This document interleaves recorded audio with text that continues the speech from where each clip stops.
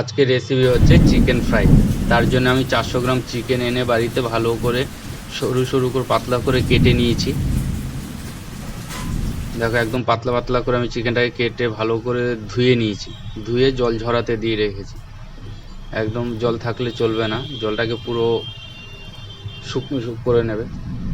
দেখো চিকেনটা পুরো জল ঝরে গেছে।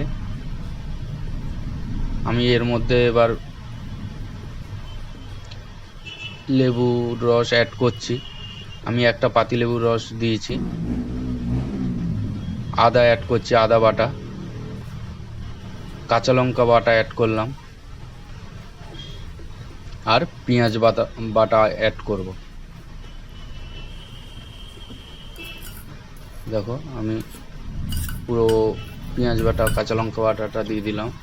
এর মধ্যে আমি লবণ অ্যাড করব পরিমাণ মতো, আর গোলমরিচের গুঁড়ো অ্যাড করলাম।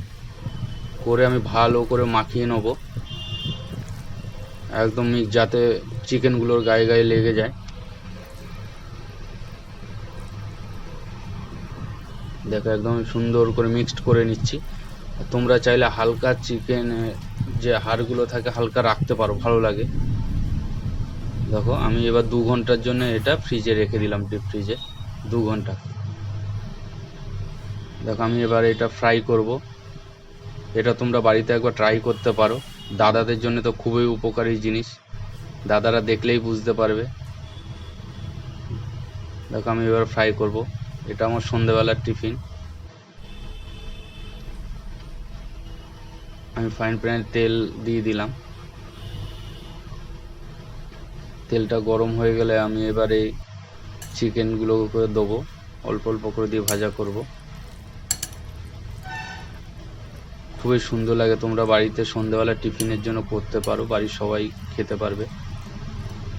শর্ট টাইমের খাবার এটা। দেখো আমি চিকেনটা এবার ভাজা করে নিচ্ছি।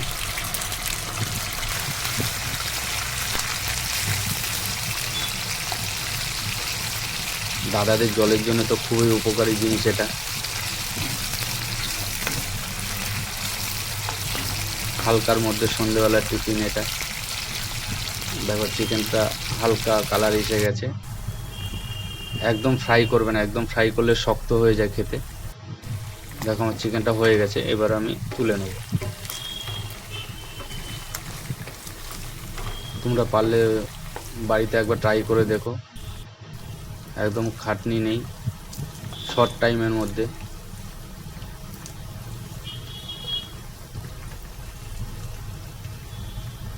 দেখো আমার চিকেনটা ফ্রাই হয়ে গেছে।